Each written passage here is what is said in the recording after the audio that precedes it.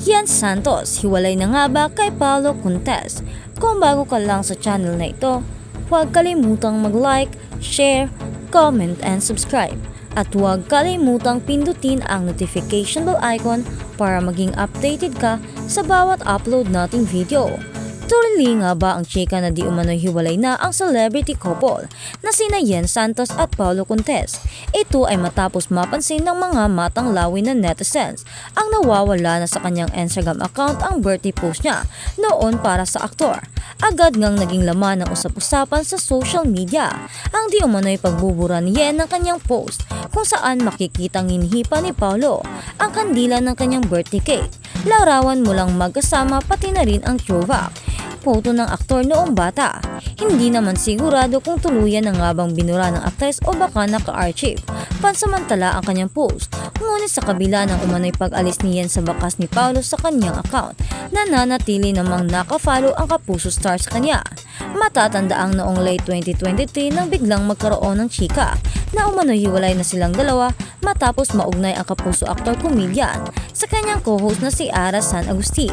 Marami ang nagtagay naghahanap kay Ian sa mga viral videos na nagtrending sa TikTok. Ngunit nilinaw ni Paolo noong November 2023 na nananatili silang magkarelasyon ng kanyang ka-leading lady sa faraway land.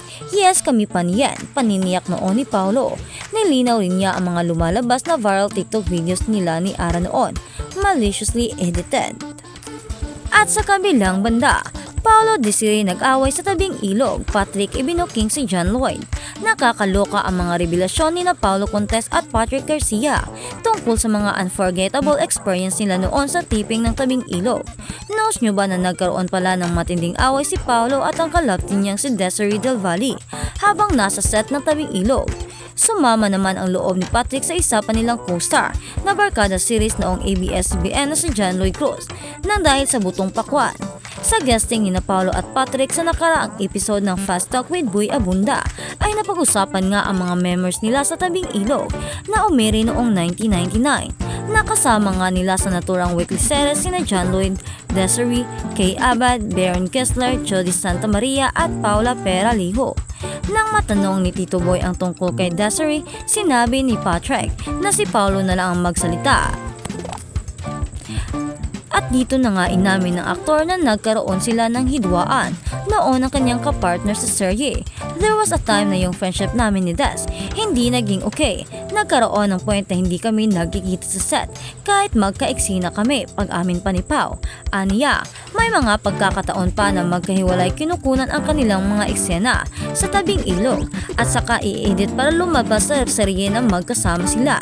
Hindi na nagdetalye pa ang aktor sa naging away nila ni Desiree. Pero diretsahan niyang inamin na totoong nililigawan niya that time si Desiree. Samantala, naikwento naman ni Patrick ang nangyari sa taping ng tabing ilog kung saan bigla na lang daw kinuha ni John Lloyd ang inipon niyang butong pakwan na binalatan niya para lafangin. Kasi iniipon ko, tapos sabay-sabay kong kakainin sana. Kinuha ni Lloyd sa akin tapos kinain niya. Masama ang loob ko noon ang natatawang pagbabalik tanaw ni Patrick.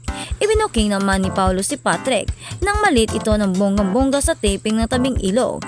Imagine, 7 AM daw ang kanilang call time pero 7 PM na siyang dumating. Na-explain naman si Patrick tungkol dito. Aniya, nasa location na rin daw siya ng 7 AM pero sa ibang set daw niya naghihintay. Magkakasama ngayon ang mga tabing ilog stars na sina Paolo, Patrick at Kay sa pelikulang A Journey na mapapanood sa Netflix sa April 12. At habang sa kabilang banda naman, Paolo atat na atat nang magkaroon ng tabing ilog reunion. Kay at Patrick kabado sa pagbabalik showbiz. Ngayon pa lang ay abangers na ang mga fans ng tabing ilog. Stars na sina Kay Abad, Paolo Contes at Patrick Garcia sa kanilang reunion movie na ipoproduce ng Marv Productions.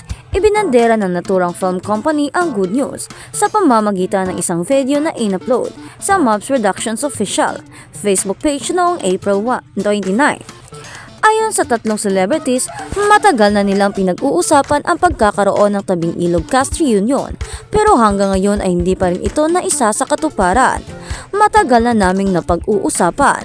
Sana magkaroon na ng tabing ilog reunion ang pahayag pa ni Paulo na mapapanood sa nasabing video. Dagdag pa ng kapuso aktor, dream come true para sa kanya ang makatrabaho uli sina Kay at Patrick at lalo na kung matutuloy ang reunion ng lahat ng cast members ng Kapamilya youth-oriented series na Tabing Ilog na talaga namang sinusubaybayan ng mga manunood noon. Dream come true to ang makatrabaho ko sila ulit kasi yung mga katrabaho ko ngayon masasabi ko na iba na yung work ethics. Iba lang talaga makatrabaho itong mga ito, say pa ni Paulo. Ang iba pang bumida sa nasabing iconic weekly series ang ABS-CBN ay sina John Lloyd Cruz, Baron Keisler, Jody Santa Maria, Maria Desiree Del Valle at Paulo Peralijo. Tuwang-tuwa at super na-excite naman si Kay nang i-offer sa kanya ang pelikula. Nang pinitch sa kanya yung istorya, na-excite ako kasi ito yung isa sa mga pelikula na matagal ko nang gustong gawin. Since nag-pandemic, doon nag-start yung mga movies na hindi mainstream, yung hindi sinusunod yung gusto ng tao. Hindi nila kinukunan na super drama, pero masakit sa puso yung eksena. Kasi mga soap opera, away, drama talaga yung eksena. Nang nabasa ko yung script, isa ito sa mga ganoong pelikula. Excited ako. Kumbaga, masakit yung eksena pero di ko kailangang umiyak. Pahayag pa ni Kay. Inamin din ng aktres na medyo kinakabahan siya sa pagbabalik pelikula dahil 4 na taon din siyang namahinga sa paggawa ng serye at pelikula. 4 years ago pa, ngayon pa lang ako ulit magdadrama. Medyo kinakabahan. So sinasabi ko sa kanila kung pwede unahin yung mga light scenes lang muna, say pa ni Kay. 5 taon namang nagpahinga si Patrick sa larangan ng aktingan at agad daw siyang nagyas nang malamang sina Paulo at Kay ang makakasama niya. When this was offered nung sinabi sa akin na it's Paulo and Kay, sabi ko make sure it's Paulo and Kay kasi kung hindi ko gagawin, sabi pa ni Paulo. Sabi pa ni Kay, Paulo at Patrick, kahit matagal na panahon silang hindi nagkikita-kita at nagkakasama-sama ay hindi nagbago ang kanilang samahan bilang magkaibigan. At sa kabilang balita naman, kay Abad gusto mo nang i-career ang pagiging nanay, pabalik lang sa showbiz kung wala pang balak bumalik sa pag-aartista ang kapamilya actress na si Kay Abad. Aminado ang dating Tabing Ilog lead star na nami-miss na niya ang pag-arte sa harap ng mga kamera.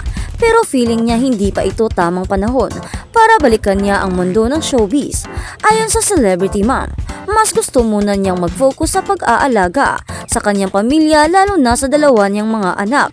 Siniguro naman ni Kay sa kanya taga-suporta na darating din ang araw na muli siyang gagawa ng teleserye at pelikula. Sa YouTube vlog ng kapamilya yang aktres na si Francine Diaz, mapapanood ang interview niya kay Kay at dito nga nakwento ang dating kalab din ni John Lloyd Cruz tungkol sa mga kaganapan sa personal niyang buhay. I never left showbiz. Siguro nagpahinga lang because priority ko is mag-baby muna because I'm not getting any younger. So palalakihin ko muna yung mga bata. Then I will for sure go back because namimiss ko na rin talaga yung acting. Ani ni Kay. Pero paglilinaw pa niya. But if this time around this time, maybe not yet. Because bata pa yung youngest ko. He's turning 7 months pa lang. Very baby pa. Maybe when he's around 1 but I'm not sure if I can do like a teleserye. A full-time teleserye. Because that means I would have to stay in Manila for 3 to 6 months. So siguro maybe like Gasti. Dagdag pa niyang pahayag.